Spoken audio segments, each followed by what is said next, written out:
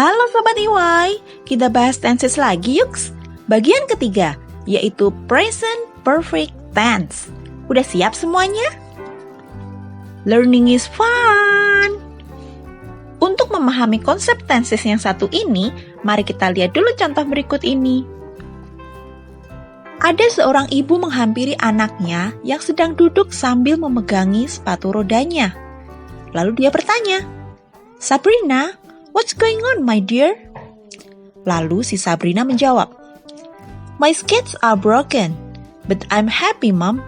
I have won the roller skating competition." Sepatu rodaku rusak, tapi aku bahagia, Mama.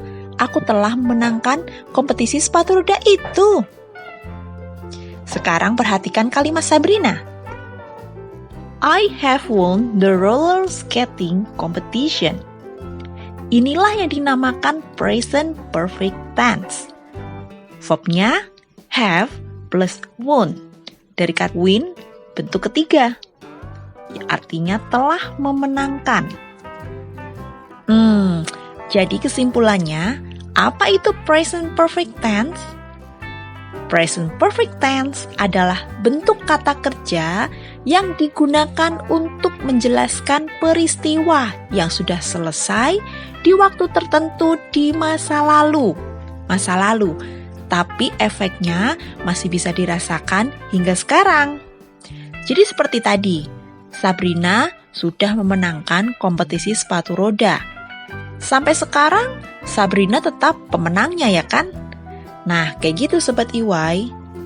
Jadi akibat atau efek dari tindakan tersebut masih bisa terlihat ketika dibicarakan. Mungkin Sobat EY masih agak bingung dengan perbedaan present perfect tense dengan simple past tense, karena sama-sama berada di masa lalu peristiwanya. Iya, dua tenses ini memang sama-sama terjadi di masa lalu, tapi ada tapinya Sobat EY. Nih ya, present perfect tense versus simple past tense.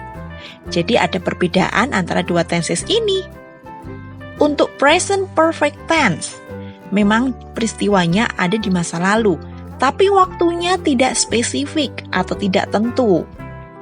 Dan terhubung dengan masa kini, artinya masih berlangsung saat dibicarakan, atau efeknya dapat dirasakan di saat-saat sekarang ini. Contoh, my cousin has come. Sepupuku telah datang. Jadi baru-baru ini datangnya. Sekarang masih di sini. Saat saya berbicara ini, sepupu saya masih di sini. Nah, sekarang berbeda dengan simple past tense. Simple past tense, peristiwanya berada di masa lalu, tetapi waktunya lebih spesifik. Contohnya, ada kata-kata yesterday, 2 days ago, last week, dan sebagainya. Terus juga, tindakan atau peristiwanya itu sudah selesai, tidak ada hubungannya lagi dengan masa kini. Contohnya, my cousin came last week. Sepupuku datang minggu lalu. Jadi datangnya minggu lalu, udah selesai nih peristiwanya. Sekarang sepupuku udah pulang, gak di sini lagi. Mudah dipahami kan? Terus selanjutnya kita bisa mengetahui perbedaannya kalau misalnya kita mau ngomong sesuatu hal di masa lalu tapi bingung mau pakai tenses yang mana. Nah, kalau present perfect tense itu akan menjawab pertanyaan how long atau berapa lama. Contohnya, they have been here for 3 days. Mereka telah di sini selama 3 hari. Jadi kalimat tanyanya gimana? How long have they been here? Berapa lama mereka telah berada di sini? Jawabnya selama 3 hari. Nah, sekarang gimana kalau simple past tense? Yaitu menjawab pertanyaan when atau kapan. Contohnya, they have arrived 3 days ago. Mereka telah datang 3 hari yang lalu. Gimana nih kalimat tanyanya? When did they arrive here? Kapan mereka tiba di sini? Jawabnya 3 days ago. Biar lebih jelas lagi, ada dialog nih antara dua cowok yang ngomongin tentang pertandingan bola. Namanya Brian dan Nick. Nick bertanya sama Brian, "Brian, have you watched a football match at this stadium before?" "Yes, Nick. I have watched it a couple of times. It was amazing." "Indeed. Last week, I watched UCI vs Roof match. It was really good." Kita lihat kalimat pertama. Have you watched a football match at this stadium before? Jadi, before artinya sebelumnya di sini bukan time frame yang spesifik. Karena Nick nggak tahu persis kapan si Brian pernah nonton bola di stadion. Makanya dia nanya pakai present perfect. Have you watched? Pernahkah kamu? Karena dia nggak tahu pernah atau nggak si Brian ini ke stadion. Terus si Brian menjawab menggunakan present perfect juga. I have watched it a couple of times. Berarti dari sebelumnya sampai sekarang, Nick udah pernah beberapa kali ke stadion. Tapi nggak spesifik, entah itu kemarin, minggu lalu, atau bahkan tahun lalu. Terus si Brian ngomong lagi, kalau last week dia menonton pertandingan UCI versus Roof. Nah ini berarti kejadiannya terjadi di minggu lalu. Berakhir pertandingannya, berakhir kejadiannya di minggu lalu juga. Karena ada time frame yang jelas, makanya dia pakai simple past. Karena time frame-nya adalah last week, minggu lalu. Jadi I watched. Untuk present perfect tense, ada beberapa kata keterangan waktu atau time expression yang lazim digunakan. Di antaranya, ada already, artinya sudah, just, atau baru saja, recently atau lately, belum lama ini, ever, atau never, pernah atau tidak pernah, yet, masih, for, plus period of time up to present. Misalnya, for an hour, for 3 days, for 2 weeks, for a long time, for many years. Terus since atau sejak, since plus starting time, permulaan waktunya. Contohnya, since yesterday, sejak kemarin, since 7 a.m., since February, since we first meet, sejak kita bertemu pertama. Terus ada finally, yang artinya akhirnya, gitu. Sekarang mari kita lihat pola dan rumus present perfect tense. Pola present perfect tense dibagi dua. Ada kalimat verbal dan kalimat nominal. Masing-masing jenis kalimat ini bisa dipakai untuk bentuk kalimat positif, negatif, dan interrogatif atau kalimat tanya yang menggunakan jawaban yes atau no. Yang pertama adalah kalimat verbal.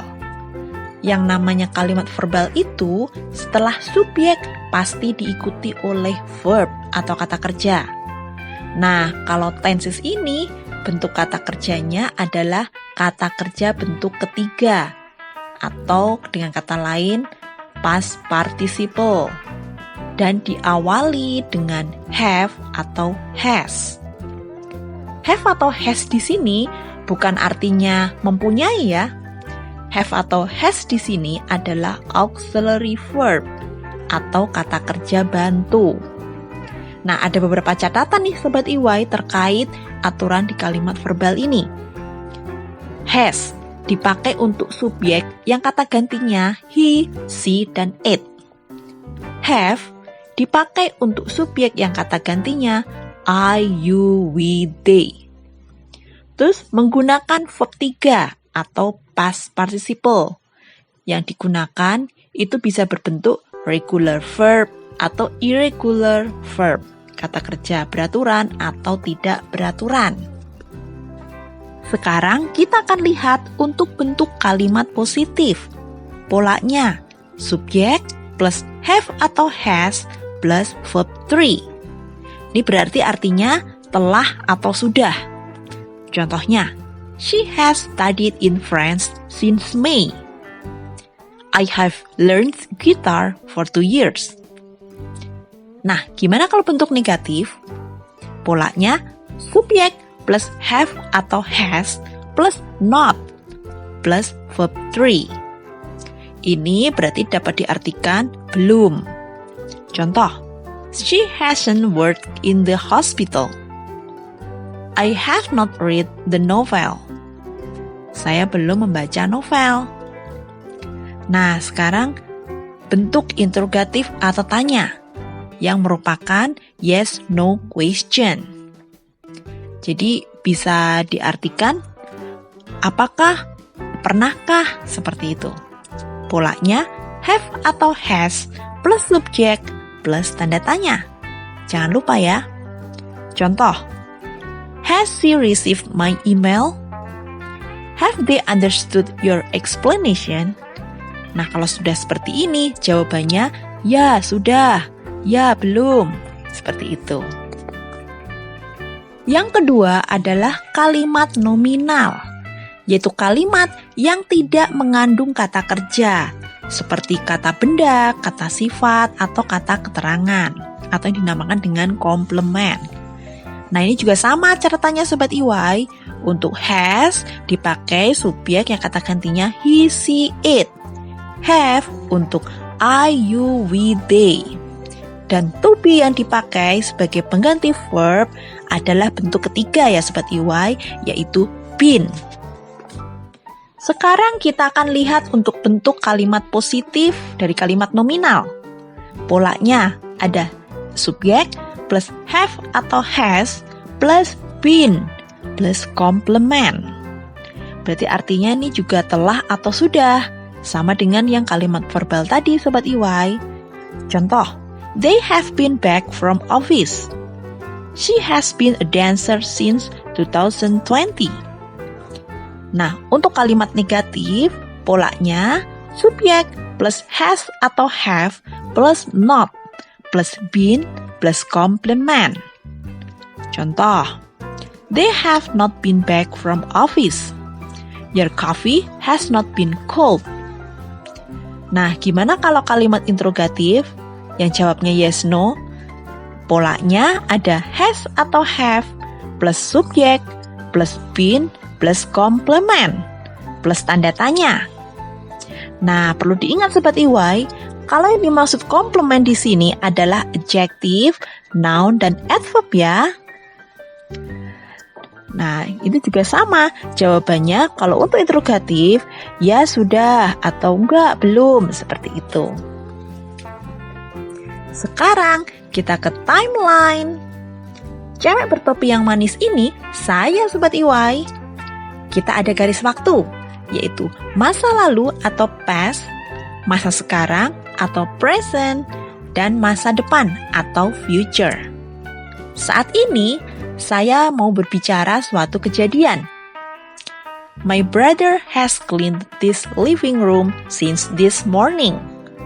Kakakku telah membersihkan ruang tamu ini sejak pagi. Kita lihat pada garis waktu, di area past atau di masa lalu, ada titik di mana kejadian dimulai. Kejadiannya adalah kakakku membersihkan ruang tamu. Titik dimulainya adalah tadi pagi, since this morning, udah lampau. Nah, pada saat saya ngomong kejadian tersebut, saya nggak tahu kapan selesainya. Yang jelas, kakak saya itu membersihkan living room. Yang jelas, saat saya berbicara, kejadiannya itu udah terjadi di masa lalu, baru saja terjadi, tetapi masih bisa dilihat atau dirasakan sampai saya membicarakan. Masih bisa saya lihat kalau ruang tamunya itu bersih. Sampai nanti sore atau malam, sampai kapan bersihnya, itu nggak tahu. Pokoknya sekarang udah bersih aja saya lihat. Dibersihin sama kakak tadi pagi. Begitu Sobat EY. Terus, dalam situasi apa tenses ini digunakan? Kita simak yuk. Yang pertama, untuk situasi kejadian yang sudah berlangsung di masa lalu dan masih berlangsung hingga sekarang. Maksudnya belum selesai itu kejadian. Ini kita bisa menggunakan for atau selama yang diikuti dengan jangka waktu. Contohnya for 10 years, selama 10 tahun. Terus kita bisa memakai since atau sejak yang diikuti dengan waktu yang spesifik. Misalnya since 2010, sejak 2010. Juga bisa digunakan untuk menunjukkan perubahan. Contohnya nih Sobat EY, I have lived in Solo for 6 months. Saya telah tinggal di Solo selama 6 bulan. My cooking skill has improved since I married. Keterampilan masak saya meningkat sejak saya menikah. Selanjutnya, untuk kegiatan yang baru saja selesai terjadi atau belum lama ini. Ini biasanya kita menggunakan kata just, recently, dan lately, atau not long ago. Baru saja terjadi, belum lama ini. Contohnya, we have just finished our research project. Kami baru saja menyelesaikan proyek penelitian kami. Have you visited any hotel recently? Apakah kamu mengunjungi suatu hotel baru-baru ini? Sita hasn't been too well lately. Sita tidak terlalu sehat belum lama ini. Selanjutnya, untuk kejadian di masa lalu yang memiliki hasil atau efek di masa sekarang. Jadi kapan terjadinya tidak diketahui secara tepat. Yang jelas saat dibicarakan masih terlihat atau masih terasa dan lain-lain. Contoh, I have opened the door. Saya telah membuka pintu itu. Jadi sampai sekarang masih terlihat pintu itu terbuka. She has studied Japanese, English, and Arabic. Dia telah belajar bahasa Jepang, bahasa Inggris, dan bahasa Arab. Jadi saat ini yang penting dia itu belajar bahasanya banyak. Udah bisa bahasa Jepang, Inggris, dan Arab saat saya berbicara hal ini. Selanjutnya, untuk menerangkan pengalaman hidup dan keterangan waktu yang tidak diperlukan. Jadi ini untuk menjelaskan pengalaman menggunakan kata keterangan. Bisa ever, yang artinya pernah, atau never, yang berarti tidak pernah. Contoh, have you ever visited this villa? Pernahkah kamu mengunjungi villanya? I have never eaten sashimi. Saya belum pernah makan sashimi. Selanjutnya adalah untuk pengulangan suatu kegiatan dari masa lalu hingga sekarang. Jadi kegiatan itu terjadi berulang kali di masa lalu Sobat EY dan masih terulang sampai sekarang. Biasanya kita bisa menambahkan kata so far atau sejauh ini untuk menandai bahwa kalimat ini adalah present perfect tense. Contohnya, I have traveled to many countries so far. Saya telah pergi ke banyak negara sejauh ini. Jadi kegiatan ini juga akan berulang dilakukan hingga saat sekarang. Jadi saya telah pergi ke banyak negara. Di masa lalu saya sudah ke banyak negara. Dan ini akan berulang hingga saat sekarang. Selanjutnya adalah ketika kita ingin menunjukkan suatu kejadian yang belum selesai. Jadi biasanya merupakan bentuk negatif dari present perfect tense. Karena artinya belum. Contohnya, my sister has still not arrived from office. Kakakku masih belum sampai dari kantor. We have not taken a rest today. Kita belum istirahat hari ini. Selanjutnya adalah ketika ingin menyatakan sebuah tindakan yang dilakukan berulang-ulang dalam periode waktu antara masa lalu dan saat ini. Jadi seperti ini, kejadiannya tetap ada di masa lalu, tetapi berulang-ulang dilakukan. Jadi kita bisa menandai dengan menambahkan adverb of frequency. Masih ingat kan Sobat EY? Ayo buka video tentang adverb. Pakai adverb of frequency. Contohnya, I have seen several doctors for my illness. Aku telah menemui beberapa dokter untuk penyakitku. She has called you 3 times. Dia sudah menelponmu 3 kali. Memang banyak yang bilang kalau present perfect tense ini membingungkan Sobat EY. Bahkan banyak orang berpikir ini pakai simple past tense atau present perfect tense ya. Tapi jangan khawatir Sobat EY. Dengan memahami penjelasan dalam video ini dan banyak berlatih, pasti bisa. Thank you for watching and see you!